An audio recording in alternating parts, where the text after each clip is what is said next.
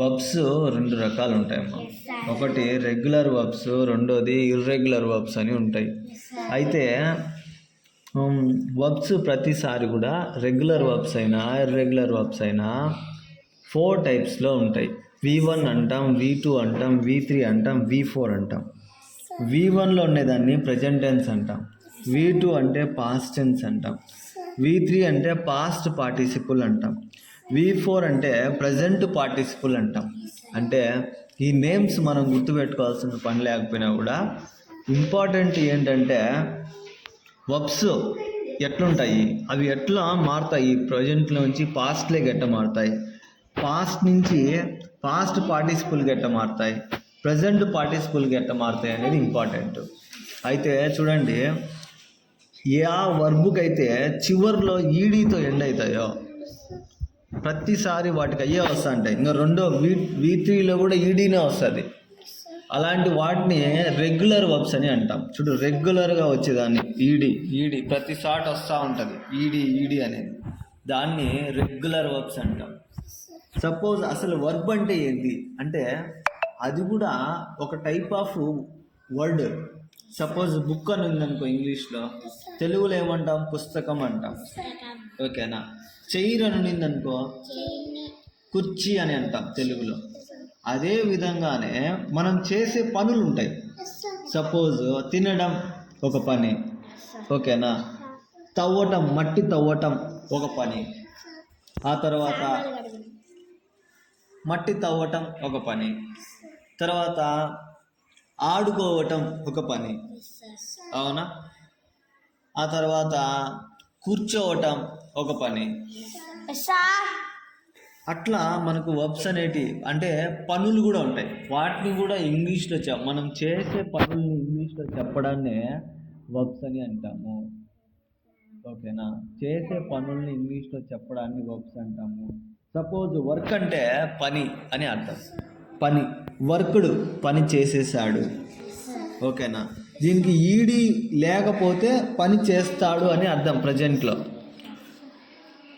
ED ఇచ్చినామంటే past tense అని అర్థం, worked already చేసేసినాడు అని అర్థం. మళ్ళీ వర్క్డ్ అంటే ఆల్రెడీ చేసేసినాడు అని అర్థం. ఓకేనా. ఇదో లాస్ట్లో ఈ ప్రజెంట్ టెన్స్లో ఉన్న పదానికి లాస్ట్లో ఇంగ్ ఫామ్ పెడతాం. ఐఎన్జి అనే పదాన్ని యాడ్ చేస్తాం. ఐఎన్జిని యాడ్ చేయడం వల్ల ఏమవుతుందంటే అది కంటిన్యూస్ లేకపోతుంది. సపోజ్ వర్కింగ్ అన్నామనుకో పని చేస్తూ ఉన్నాడు అని అర్థం. ఓకేనా. తర్వాత ప్లే అంటే ఆడటం, PLAY, ప్లే అంటే ఆడటం. ఇప్పుడు దీనికి పాస్ట్ టెన్స్ ఏమవుతాయంటే ప్లేయిడ్ అవుతుంది. మళ్ళీ దీనికి పాస్ట్ టెన్స్ ఏమవుతాయంటే ప్లేయిడ్ అవుతుంది. తర్వాత ప్రజెంట్ పార్టిసిపుల్లో ఏం చేస్తామంటే ప్లేయింగ్ అంటే ఇంగ్ ఫామ్ యాడ్ చేస్తాం. Okay sir. Ing form add చేస్తాం అంతే. అంటే ఇంగ్ ఫామ్ యాడ్ చేసినామంటే ఏమవుతా అంటే కంటిన్యూస్ అయిపోతుంది. ఆడుతూ ఉన్నాడు అనేదాన్ని ఇంగ్ ఫామ్ అంటాం. సపోజ్ డిగ్ అంటే తవ్వటం, DIG, డిగ్ అంటే తవ్వడం. ఇప్పుడు దీన్ని పాస్ట్ టెన్స్లో చెప్పాలంటే డిగ్డ్ అంటాం. Past tense V3లో డిగ్డ్. తవ్వుతూ ఉన్నాడు, డిగ్గింగ్.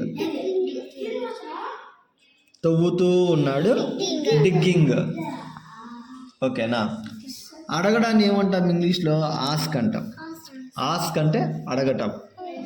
మనం ఏదన్నా కావాలని అడుగుతాం, దాన్ని అడగటం అంటాం. ప్రజెంట్లో మనం అడిగినామనుకో ఐ ఆస్క్ అంటాం. ఐ ఆస్క్ అంటే నేను అడుగుతాను అని అర్థం. ఒకవేళ పాస్ట్ టెన్స్ ఎప్పుడో అడిగేశాను అంటే ఆస్క్డ్.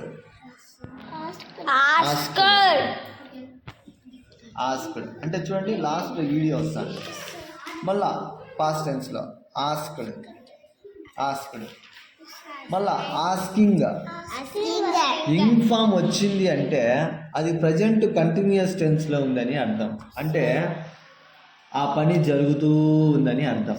సపోజ్ అడగటం, అడుగుతూ ఉన్నాను. I am asking you some money, నేను నిన్ను డబ్బులు అడుగుతూ ఉన్నాను కొంత అని చెప్పడాన్ని ఆస్కింగ్ అంటాం. అంటే ఏ పదానికైనా సరే ఇంగ్ ఫామ్ యాడ్ చేసినామంటే అది కంటిన్యూస్ టెన్స్లో ఉంటుంది, చాలా కాలంగా జరుగుతూ ఉంటుందని అర్థం అది. ఓకేనా. తర్వాత కిల్ అంటే చంపటం. కిల్ అంటే చంపటం. చంపేశాను, కిల్డ్. Okay sir. చంపేశాను. సార్ మళ్ళా కిల్డ్, మళ్ళా చంపేశాను. తర్వాత కిల్లింగ్ అంటే ఇంగ్ ఫామ్. Okay sir. అంటే ఒక పదానికి ఇర్రెగ్యులర్ వర్బ్స్ అంటాం. ఇర్రెగ్యులర్ వర్బ్స్ అంటే ఇంతవరకు మనము రెగ్యులర్ వర్బ్స్ గురించి డిస్కస్ చేసాము. V1, V2, V3, V4 అని. సేమ్ ఇక్కడ కూడా V1, V2, V3, V4లు ఉంటాయి.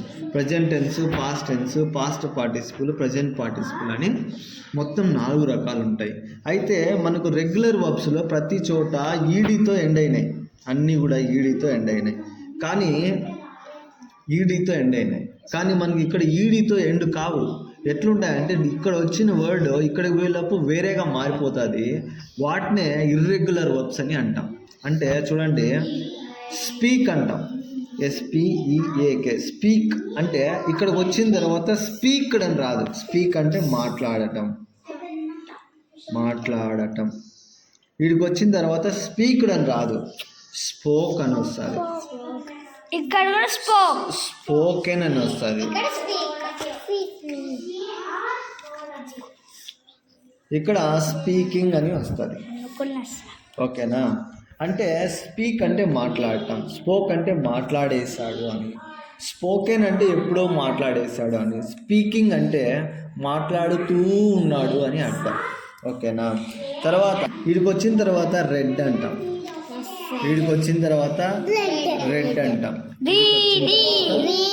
రీడింగ్ అంటాం. Right, WRIT, right. రైట్ అంటే రాయడం. వీడికి వచ్చిన తర్వాత రోట్ అంటాం. రిటర్న్ అంటాం. రైటింగ్. ఓకేనా. తర్వాత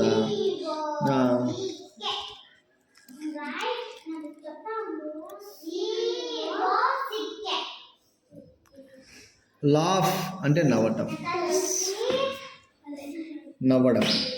దీన్ని ఇక్కడికి వచ్చిన తర్వాత లాఫ్ట్ అంటాం. లాఫింగ్ అంటాం.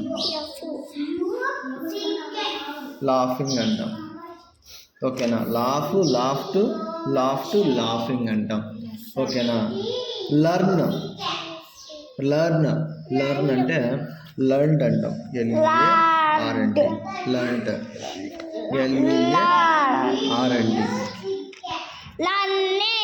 లర్నింగ్. ఓకేనా. తర్వాత